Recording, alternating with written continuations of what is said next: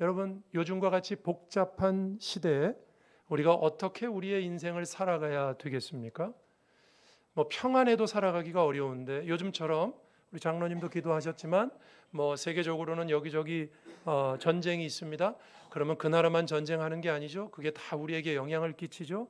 또 우리나라가 지금 지정학적으로 북중러, 그다음에 우리나라와 또 미국과 일본 이렇게 해서 맞서는 그런 구도 속에서 정말 세계적으로도 어려운 상황이고, 그러다 보니까 경제적으로도 코로나를 완전히 벗어나지 못한 상태에서 여러 가지로 정말 우리 성도들과 우리나라 사람들이 살아가기 어려운 시대를 만났습니다. 자, 이런 어려운 때가 되면요, 사람은 본능적으로 이렇게 질문을 합니다. 어떻게 살아야 될 것인가? 이걸 어떻게 타개해야 될 것인가? 답은 하나밖에 없습니다. 우리 예수 믿는 사람은 주님이 답이시죠. 주님이 우리에게 보여주신 것이 답입니다. 그래서 우리는 성경을 연구하고 성경을 보는 것입니다. 오늘도 말씀 속에서 주님이 어떻게 하셨는가? 주님의 그 복잡하고 어렵고 힘든 상황 속에서 여러분, 예수님이라고, 하나님의 아들이라고 쉽게 일하시지 않았습니다. 여러분, 예수님 가는 곳마다 사람들이 죽이려고 했어요. 한번 여러분 생각해 보세요. 여러분과 저는 그래도 어디 가면 우리 죽이려고 쫓아다니는 사람 없잖아요.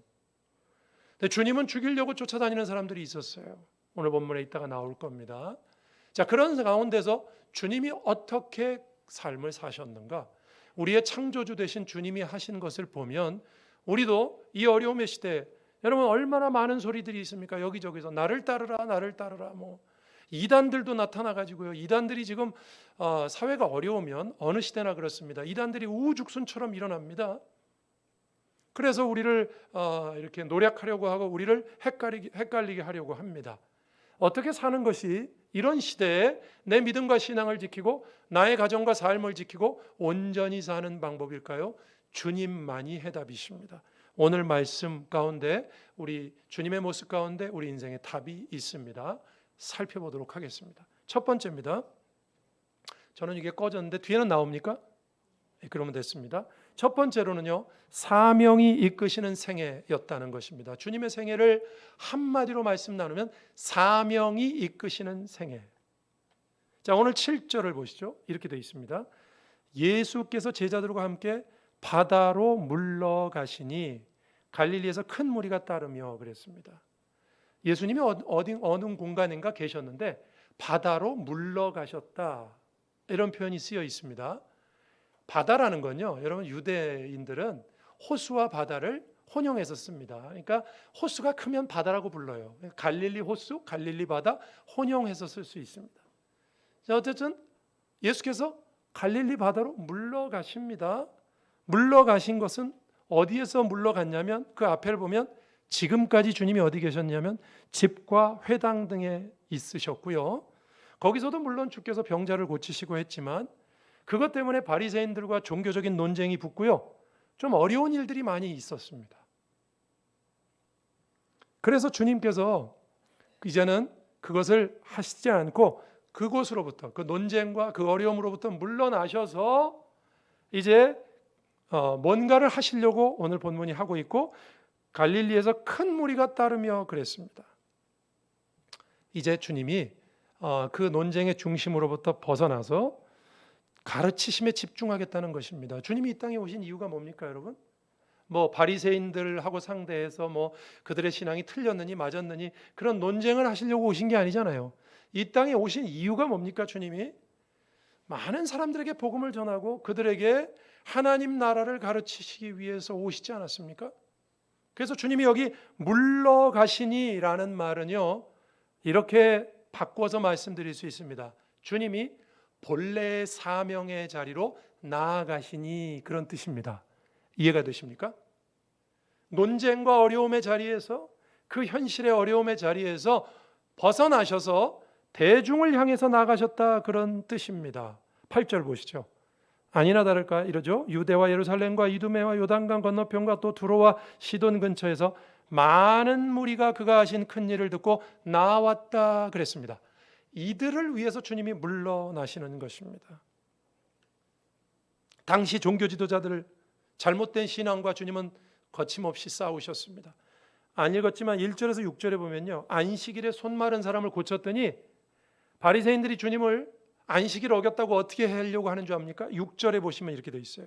바리새인들이 나가서 곧 헤롯 왕과 함께 어떻게 하여 예수를 죽일까 의논하니라. 주님을 죽이려고 듭니다. 주님을 죽이려고 의논하는 거 주님이 모르시겠습니까?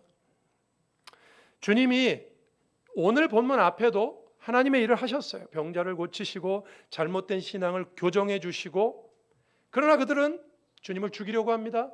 어려움이 생겼습니다. 주님이 그 자리를 그냥 피하신 게 아닙니다. 피해서 물러가신 게 아니에요. 그것이 주님이 하실 일의 주된 일이 아니고 많은 사람들에게 복음을 전하시는 일이 주님의 일이기 때문에 주님은 그 자리를 물러나십니다. 그리고 주된 사명의 자리로 나아가십니다. 여러분, 주님은 늘 이렇게 하셨어요. 현실이 복잡하고 어려워지지 않습니까? 여러분, 우리는 그럴 때가 있어요. 믿음 생활 하다가도요, 여러분, 우리의 삶이 어려워질 때가 있죠. 그러면 내가 목구멍이 포도청이라 나의 문제가 잘 해결이 돼야 교회도 나가고, 내 문제가 해결이 돼야 믿음 생활도 하고, 내가 좀 여유가 있어야 성경도 읽고 하는 거지, 내가 죽겠는데 뭘 한단 말인가? 우린 그럴 때가 많잖아요, 그죠? 그렇다 그러면 여러분, 이런 말 아닙니까? 내가 좀 여유가 있어야 신앙생활하는 거다. 주님은 그렇게 안 하셨나요? 주님은 어떻게 하셨습니까? 죽이려고 해요. 어려움이 많았어요. 그럴수록 주님은 어떻게 하셨습니까? 사명을 향해서 나가셨다 이거예요. 물러가시니라는 말은요, 굉장히 중요한 말입니다. 본문에서 사명에 더 집중하셨다고요. 현실에 어려움이 있었지만 유대인들이 죽이려고 하고, 유대인들이 자꾸 와서 논쟁을 벌이고, 그럴수록 주님에 대해서 압박을 가하고 주님을 죽이려고까지 했지만, 주님은 그 현실 속에서, 그 어려움 속에서, 그 어려움을 사실 어떻게 보면 타개하는 방법이 뭔지 압니까? 사명을 향해서 나아가는 것입니다. 저는 주님이 이것을 우리에게 몸소 보여주셨다고 생각합니다. 저와 여러분에게도 어려움이 있어요. 아까 제가 서론에 이렇게 말을 꺼냈습니다. 요즘 너무 힘들고 복잡한 시대를 살고 있습니다. 어떻게 사는 게 올바로 사는 걸까요? 어떻게 살면 우리 삶을 잘 살았다고 할 수 있을까요? 하나님이 답은 이겁니다. 주님처럼 하는 거죠. 사명을 향해서 나아가는 것입니다. 그 사명은 이제 제가 좀 자세히 말씀을 드리겠습니다. 사명을 향해서 나아갈 때 어찌 보면 그것은요, 우리의 어려움을 이겨내고 우리가 올바로 우리의 삶을 살아가는 유일한 방법이다. 주님이 오늘 본문에서 친히 보여주십니다. 주님 늘 이러셨어요. 한번 보실까요? 마가복음 1장 38절에도 이런 말이 나옵니다. 이르시되 우리가 다른 가까운 마을들로 가자. 거기서도 전도하리니 내가 이를 위하여 왔노라 하시고. 주님은요, 주님은 가시는 동네마다 인기가 폭발이죠, 그죠? 병을 고치시고 귀신 쫓아내니까 사람들이 엄청 모여듭니다. 주님은 인기가 폭발하셔도 그 자리에 머무시는 법이 없어요. 그냥 일반적으로 우리 표현을 해볼게요. 잘 된다고, 내 일이 잘 된다고 해도 그 자리에 여기가 좋사오니 머무십시다.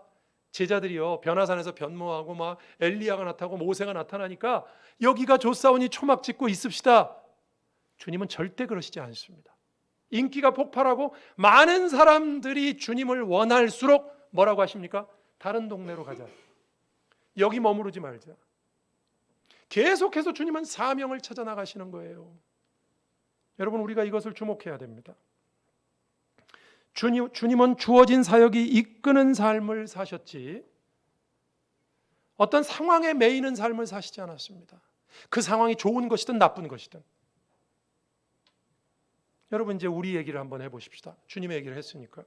여러분, 우리가 인생을 어떻게 살아야 하는지 고민될 때가 많습니다. 오늘 본문에서 주님이 답을 보여주셨네요. 주신 사명에 집중하고 사명이 이끄는 삶을 살아야 될 줄로 믿습니다. 현실이 어려워지면 사명에 집중하기가 쉽지 않습니다. 그렇죠? 그렇지 않습니까, 여러분? 내가 먹고 살기 힘들고, 내 직업도 어려워지고, 나의 가정도 힘들어지고, 나의 현실의 삶이, 내 몸도 아프고, 내가 힘들어지고 어려워질수록 주님이 나에게 주신 사명에 집중하기가 더 어려워지잖아요. 그죠? 그것은 이제 저는 이제 목사입니다만 목사일 수도 있고 아니면 여러분들에게 주신 사명이 여러 가지가 있잖아요. 직업도 있고 직업이라는 말이 여러분 소명이라는 말에서 왔다고 그랬죠. 그러니까 사명이에요, 여러분의 직업도 있죠. 가정도 있죠. 우리에게 주어진 나에게 주어진 모든 게 사명 아닙니까? 특히 교회에 와서 그리스도인으로서 살아야 되는 사명이 있잖아요. 세상 속에서도 그리스도인으로 살아야 되는 사명이 있잖아요. 근데 우리는 어려워지면 사명에 집중하기가 어려워집니다. 그렇죠? 그러나 여러분 주님께도 많은 유대인들의 방해와 어려움이 있었습니다. 현실의 복잡한 문제가 주님에게도 있었습니다. 주님이라고 그냥 거저먹기로 사역하신 거 아니라고 그랬죠. 하나님의 아들이라고 그냥 주님이 가는 곳마다 다 평탄했던 것이 아닙니다. 심지어 주님은 죽이려고 하는 사람들이 있었어요. 그러나 중요한 건 뭔지 압니까? 현실이 어렵든 쉽든 어떠하든 거기에 매이는 것이 아니라 사명이 이끄는 삶을 사셨습니다. 우리에게 보여주시는 모범입니다, 여러분. 우리도 어떻게 살아야 된다고요? 여러분 어렵고 힘들수록 사명에 집중하는 삶을 살아야 됩니다.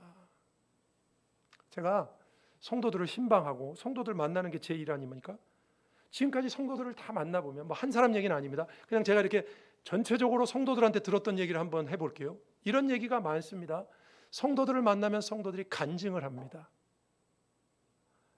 오늘도 예배 시간 들어오기 전에 어떤 분이 잠깐 찾아오셔서 저한테 간증을 하고 가셨어요. 그 목사를 만나면 간증을 하고 싶으신가 봐. 간증을 하셨어요. 그 간증의 내용이 이런 겁니다. 목사님 잘 아시잖아요. 제가 얼마나 힘들었는지 잘 아시죠? 저희 가정이 얼마나 힘들었는지 다른 사람은 몰라도 목사님은 아시죠? 그렇게 힘들고 어려워서 아무것도 할 수 없을 때 제가 어떻게 했는지 목사님 아시죠? 그래도 제가 하나님 섬기고 하나님 믿고 하나님께서 저에게 맡겨주신 자리로 나아갔습니다. 그랬더니 하나님께서 오늘 저를 이만큼 있게 하셨습니다. 이게 보통 간증 아닙니까? 그죠? 아니 간증이 이런 간증이 있습니까? 예를 들면 목사님 제가요 아시다시피 제 인생이 평탄하고 제가 뭐 어려운 게 없지 않습니까? 그래서 남는 시간에 뭐 하겠어요? 뭐 교회 가서 제가 취미생활 하듯이 교회 생활 했습니다. 그랬더니 하나님이 저를 이만큼 살게 해주셨네요. 그렇게 말하는 게 간증입니까? 아니잖아요. 제가 들은 간증의 대부분은 그것입니다. 목사님 제가 몸도 아팠었고요. 목사님 제 상황이 이랬었고요. 우리 애는 이랬었고요. 그러나 그때에도 하나님께서 저에게 맡겨주신 일에 집중했습니다. 그랬더니 하나님이 저를 이만큼 되게 하셨습니다. 이게 여러분 우리가 하나님 앞에 살아가는 방식 아니겠습니까? 사명에 집중할 때 성도는 우리의 삶 속에서 어려움을 타개할 수 있다는 사실을 믿으시기를 바랍니다. 어떻게 살아야 됩니까? 복잡하고 힘들고 무엇이 옳은지 모르는 시대 속에서 우리는 뭘 살아야 됩니까? 어떻게 살아야 됩니까? 목사는 목사답게, 성도는 성도답게, 그리스도인은 그리스도인답게 나를 부르신 하나님 앞에 사명으로 감당하셔야 됩니다. 먼저 여러분 순서에 주의하시기 바랍니다. 제가 다시 한번 강조합니다. 어떤 순서? 삶이 원만해서 사명을 감당하는 것이 아닙니다. 이게 모든 게 평탄해서 사명을 감당하는 게 아니라고요. 삶이 내가 원하는 대로 되지 않아도 사명을 감당하는 줄로 믿으시길 바랍니다. 목사님 뭐 지금 저한테 성경 읽으라고요? 저한테 111 운동하라고요? 지금 눈이 있으면 보십시오, 목사님. 제가 지금 제 앞가람도 못하고 있고 지금 저희 집이 지금 얼마나 힘든데 어떻게 그런 거 하시라고 뭐 제가 한가롭게 앉아서 성경을 읽을 수 있습니까? 뭐가 잘못됐는지 아시겠죠? 순서가 잘못됐어요. 그럴수록 더 사명에 집중하셔야죠. 그래야 그 문제가 오히려 해결함을 받습니다. 그런데 그럴수록 우리는 어려워지면 사명을 놓으려고 그래요. 힘들어지면 안 하려고 그래요. 힘들어지면 교회일부터 놓으려고 그래요. 제가 요즘 사회에서 너무 바쁩니다. 그러니까 제가 시간이 없어요. 그러니 교회에 나아가는 시간부터 줄이려고 그래요. 뭔가 잘못하고 있는 것 같지 않습니까? 순서가 잘못됐습니다. 삶이 평탄해서 사명을 감당하는 게 아닙니다. 삶이 어려워도 사명으로 나아갈 때 그 자리가 온전한 자리인 줄로 믿으시기를 바랍니다. 우리는 말씀드린 것처럼 어려우면 자꾸 사명을 놓으려고 합니다. 주님은 죽이려고 하고요. 주님의 일대기를 우리가 왜 잘 봐야 되는 줄 압니까? 주님은요, 어려움이 생길수록 계속 사명을 향해서 나가십니다. 새벽에 기도하시고요. 겟세마네 동산에서 주님의 십자가가 마지막 사명 아닙니까? 그 십자가 앞에서는 어떻게 하셨어요? 하나님의 아들이니까 십자가에 못 박히셔도 안 아플 거라고요? 아니잖아요. 육신을 입고 오셨잖아요. 어떻게 하셨죠? 땀방울이 핏방울이 되도록 기도를 하셨다고 그랬어요. 사명을 향해서 나가시는 거죠. 어려움 앞에 있을 때에도. 시대가 혼란스럽고 무엇을 해야 할지 모를 때일수록 각자가 주님이 주신 사명에 집중해야 됩니다.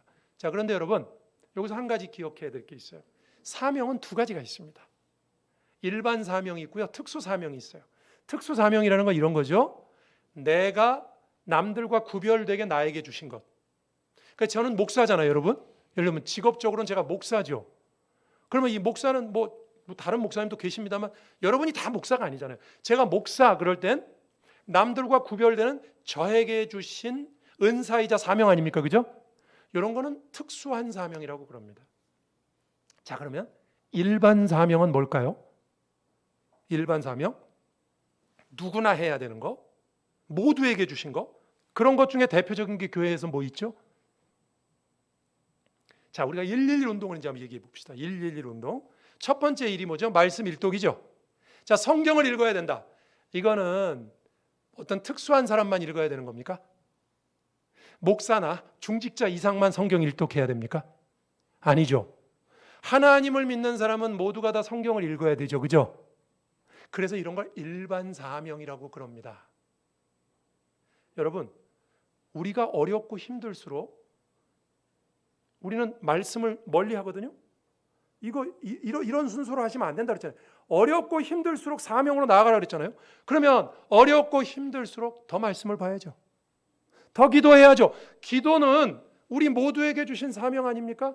111의 마지막 일이 뭐죠? 전도죠. 여러분, 전도는 특별 사명입니까? 일반 사명입니까? 네? 이런 거에 고민하시면 안 되는데, 특별 사명입니까? 일반 사명입니까? 일반 사명이죠. 이거 성경에 전도는 목사 이상만 해라 그렇게 나옵니까? 사명은 일반 사명이 있고요, 특별 사명이 있어요. 여러분, 그런데요, 일반적인 것을 갖춰야 특별한 것을 요구할 수 있듯이 우리의 삶에서 성도가 일반적인 사명을 감당하지 못하면요, 특별한 사명도 감당할 수가 없습니다. 뭐 이 말이 어려우시면 이렇게 이해하시면 돼요. 여러분, 학생들이 어렸을 때 학교를 다니죠. 학교에 가서 공부하는 건 이거 뭐 특수한 사람만 해야 됩니까? 다 누구나 공부해야죠. 그죠? 학교에 가서 공부해야 그래도 그중에 훌륭한 사람이 되는 거 아니에요? 훌륭한 사람은 뭐 각자 다를 거예요. 다 바뀌니까. 그러나 기본은 뭐죠? 일반적인 사명이 돼야 특별한 사명이 되는 거죠. 세상 사는 이치가 그렇지 않습니까? 마찬가지입니다. 교회도 마찬가지예요. 나에게 주어진 일반 사명을 감당하지 못하면요, 나에게 주어진 특별한 사명도 감당할 수가 없어요. 그냥 쉽게 말씀드릴게요. 제가 목사인데 성경 안 읽어. 그럼 어떻게 되겠어요? 제가 목사인데 기도 안 해. 여러분이 그리스도인인데 성경 안 봐. 기도 안 해. 그러면서 나의 삶이 잘 되기를 바란다? 이게 어불성설 아닙니까? 그래서 우리가 사명으로 나아간다 할 때는요, 여러분, 사명 그러면 뭐 내가 가지고 있는 특별한 것, 남들과 구별되는 것만 생각하지 마시고 일반적인 사명을 생각하셔야 돼요. 어떻게 보면 그게 더 중요합니다. 그거 해야죠.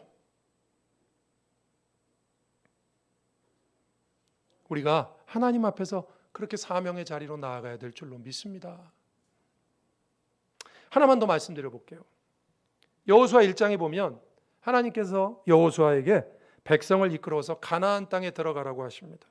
여호수아가 두려워하죠. 왜 두려워합니까? 모세도 실패한 일이거든요. 모세가 이스라엘 백성 가나안 못 데리고 들어갔잖아요.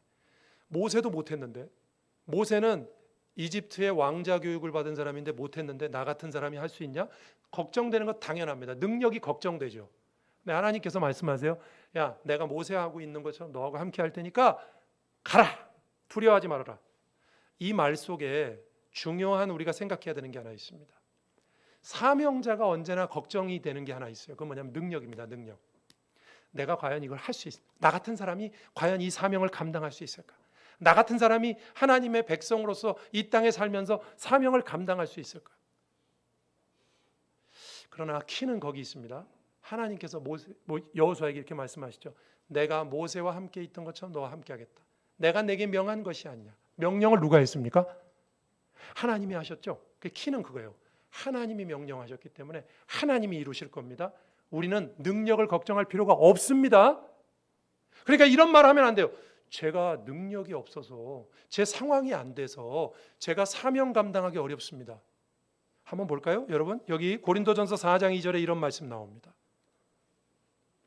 그리고 맡은 자들에게 구할 것은 충성이니라 그랬죠. 맡은 자라는 표현은 무슨 뜻이에요? 사명을 맡았다는 뜻이잖아요. 그죠? 사명을 맡은 자에게 구할 것은 능력과 충성이니라 그렇게 돼 있습니까? 예? 딱 하나밖에 없죠. 충성이니라. 순종하면 됩니다. 사명을 감당하는 길은요 그냥 움직이면 됩니다. 그러면 하나님께서 도와주십니다. 능력 걱정하지 마시고 이게 좀 될까? 내가 이렇게 해서 될까? 하나님 앞에서 행하실 수 있기를 주의 이름으로 축원합니다. 첫 번째 말씀을 정리하면 여러분 주님은 사명으로 사셨어요. 그 사명으로 사는 길만이 우리의 삶을 더욱 하나님 앞에 복되고 온전하게 하고 복잡한 우리의 모든 시대를 이겨내는 원동력인 줄로 믿으시기를 주님의 이름으로 축원드립니다. 두 번째입니다. 두 번째 여러분과 말씀 나눌 것은 지식이 아닌 순종으로 그랬습니다. 오늘 본문에 보면요. 귀신들이 주님 앞에 항복합니다. 귀신들의 항복이 줄을 잇습니다. 11절 보시면 더러운 귀신들도 어느 때든지 예수를 보면 그 앞에 엎드려 부르짖어 이르되 당신은 하나님의 아들입니다. 그러고 나갑니다. 여러분 성경에서 우리가 이런 걸 많이 보죠. 하나님의 아들, 귀신도 여러분 영물 아닙니까? 하나님의 아들을 알아봅니다. 제가 아는 어떤 분이 점을 보러 갔는데 무당이 그러더랍니다. 점괘가 안 나오는데 당신 혹시 교회 다녀? 그래서 교회 다닌다 그랬대. 아니 더 큰 신을 믿는 사람이 나한테 오면 어떡해. 교회나 잘 다녀. 용하지 않습니까? 예, 그래서 그 뒤에 거기가 용하다고 그래가지고 다 찾아갔다는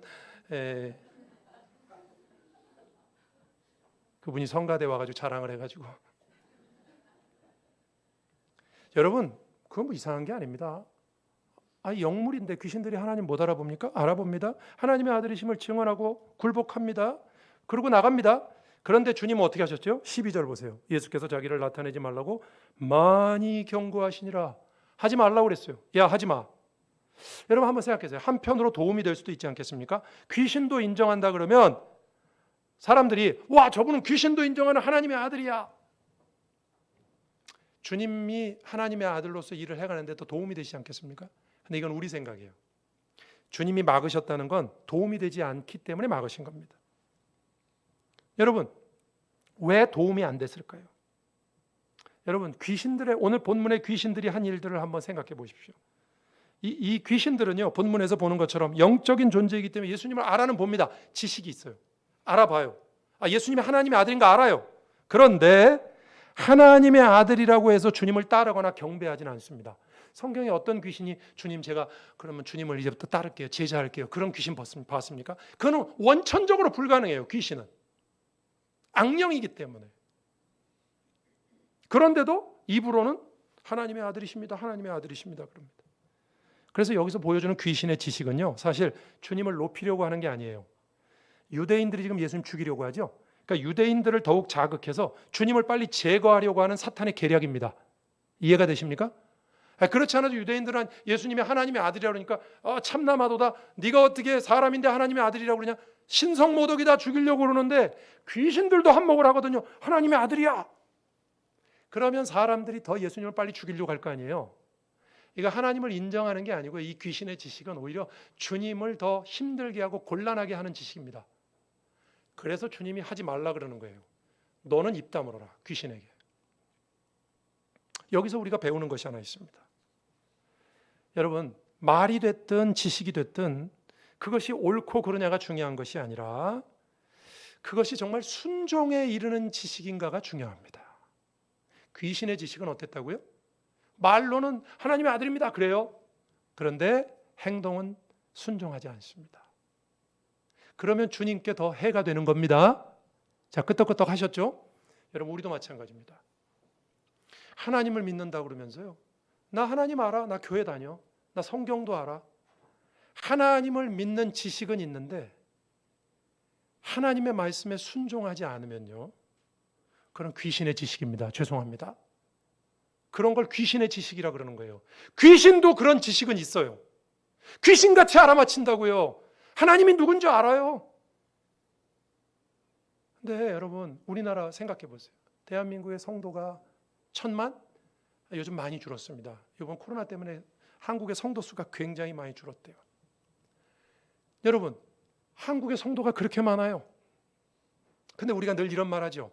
만약에 그 성도 한 사람 한 사람이 주님을 참된 지식으로 믿고 정말 순종에까지 이르는 그런 삶을 산다고 하면 우리나라가 훨씬 더 달라질 것입니다. 혹시 그렇지 않기를 바랍니다만, 혹시 나는 말로는 주님을 섬긴다, 주님을 믿는다 이렇게 하면서도 행동은 전혀 그리스도인이 아니다. 이건 귀신의 지식이고요. 주님께 하나 도움도 되지 않고요. 주님이 우리에게 그렇게 말할 거예요. 너는 입 다물어라. 그건 믿는 것이 아니다. 귀신의 지식과 다를 바가 없습니다. 13절 이하에 한번 보십시오, 여러분. 주님이 귀신에게 조용하라고 그런 다음에 뭐 하시는 줄 압니까? 13절에 이렇게 나와요. 또 산에 오르사 자기가 원하는 자들을 부르시니 나온지라 이에 12를 세우셨으니. 귀신에게 입 다물라고 하시고 그 다음에 하신 행동이 중요하거든요. 뭐 하시죠? 제자를 세웁니다. 제자는 뭐 하는 사람이죠? 주님을 알고 따르는 사람들. 그게 제자입니다. 귀신의 사건에서 주님이 우리에게 보이시려고 하는 거예요. 나를 인정하는, 나를 알아보는 거가 중요한 게 아니라 나를 따르는 자가 나에게 중요하다. 그래서 주님이 이 사건 다음에 바로 제자들을 세우십니다. 여러분, 우리가 우리의 지식이만으로가 아니라 순종에까지 이르는 지식이 되기를 주의 이름으로 축원합니다. 그렇다고 행동만 강조해서도 안 됩니다. 성경에 이런 말 있죠. 믿음은 들음에서 나고 그랬죠. 듣는다, 남에게 듣는다, 이거 지식이잖아요. 그러니까 지식에서, 참된 지식에서 믿음이 나옵니다. 그죠? 근데 이 참된 지식이 없이도 행동만으로도 능력이 나타나는 사람이 성경에 나옵니다. 어디 나옵니까? 마태복음 7장에. 주여 주여 하는 사람들이 뭐라 그러죠? 제가 주의 이름으로 귀신도 내쫓고 권능도 행하고 많은 주님의 일을 하지 않았습니까? 주님이 모르겠다 그랬죠. 여러분, 예수의 이름으로 능력이 나타난다고 거기가 다 올바른 하나님의 사람이라고 생각하시면 곤란합니다. 참된 믿음이 없어도요, 어찌 보면 능력도 나타날 수 있어요. 이단들도 능력을 행해요. 그래서 어디 가가지고 목사님 어느 교회 갔더니요, 그 교회 목사님 용하더라고요. 목사님한테도 용하대요. 그냥 기도만 하시면 나아요. 하나님이 그런 은사 주신 거 감사하고 겸손해야 되겠죠, 끝까지. 그러나 여러분, 능력만으로 모든 것을 판단할 수가 없어요. 왜? 사탄이 장난을 치기 때문에 그렇습니다. 그러면 어떻게 해야 되죠? 올바른 참된 믿음과 지식을 가지고 하나님 앞에 순종하는 자리까지 나아가야 될 줄로 믿습니다. 말씀을 정리하겠습니다. 여러분, 오늘 주님의 생애가 어떤 생이라고요? 사명이 이끄는 생애. 어려운 일이 있어도 주님은 사명에 집중하셨어요. 요즘은 많이 달라졌지만 제가 이랜드 박성수 회장님 얘기를 한번 해드린 적이 있죠. 그분이 서울대 건축학과를 나와가지고 한 5년 동안 근무력증이 와가지고 취직도 못하고 집에 누워 있었대요. 그때 뭐 했다 그랬죠? 취직도 못했는데 학교에 가 도시락 싸고 학교 갔고 후배들한테 기독 서클에 가서 성경 공부하고 그랬답니다. 저 같으면 잘 그렇게 못했을 것 같아요. 왜? 애들 말대로 쪽팔려가지고. 잘난 체하고 학교 다닐 때 언젠데 아유, 졸업하고서 뭐 취직도 못하고 뭐야 이게. 그래서 우리가 저 같으면 숨어 지낼 것 같아요. 그분은 그렇게 안 하셨어요. 내가 할 일을 하자. 내가 다른 건 취직은 못해도 그건 할 수 있다. 그래서 학교 가서 애들 성경 공부 가르치고 5년 만에 그 병 나았고 하나님이 저렇게 쓰셨잖아요. 사명에 집중할 때 성도의 삶은 가장 강력합니다. 여러분에게 주신 일반 사명, 특별한 사명, 그 사명에 집중하시기를 주의 이름으로 축원합니다.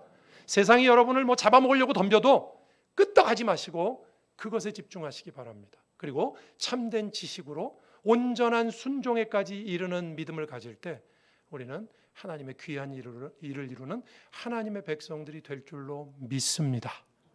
그런 은혜가 저와 여러분에게 있기를 주의 이름으로 축복합니다. 기도하시겠습니다. 오늘 말씀 생각하면서 주님, 우리가 그런 성도 되게 해 주옵소서. 주님을 따르는 사명이 이끄는 생애를 사는 저희들이 되게 해달라고, 우리의 현실에 매이는 저희들이 아니라 사명이 이끄는 삶을 살게 해달라고 함께 기도하겠습니다. 하나님 아버지 감사합니다. 오늘도 저희들 이 자리에 불러주셔서 은혜 가운데 세워주시고 하나님의 말씀을 듣게 하시니 감사합니다. 우리의 앞서가신 주께서 사명으로 사는 것이 중요함을 보여주셨습니다. 우리도 주님을 따르게 하시며 하나님, 우리가 주님을 따를 때 참된 지식과 믿음을 가지고 하나님 참된 순종을 가지고 주님을 끝까지 따르고 주님께서 기뻐하시는 삶을 사는 우리 귀한 하나님의 백성들이 다 되게 해 주옵소서. 믿음으로 승리하게 하시고 하나님, 이 시대가 아무리 교회를 어렵게 하고 힘들게 하고 주님을 믿는 신앙을 복잡하게 만들지라도 우리는 이럴 때일수록 더욱더 우리에게 주어진 사명에 집중함으로 이 시대를 이겨나갈 수 있도록 주님처럼 살아가게 도와주옵소서.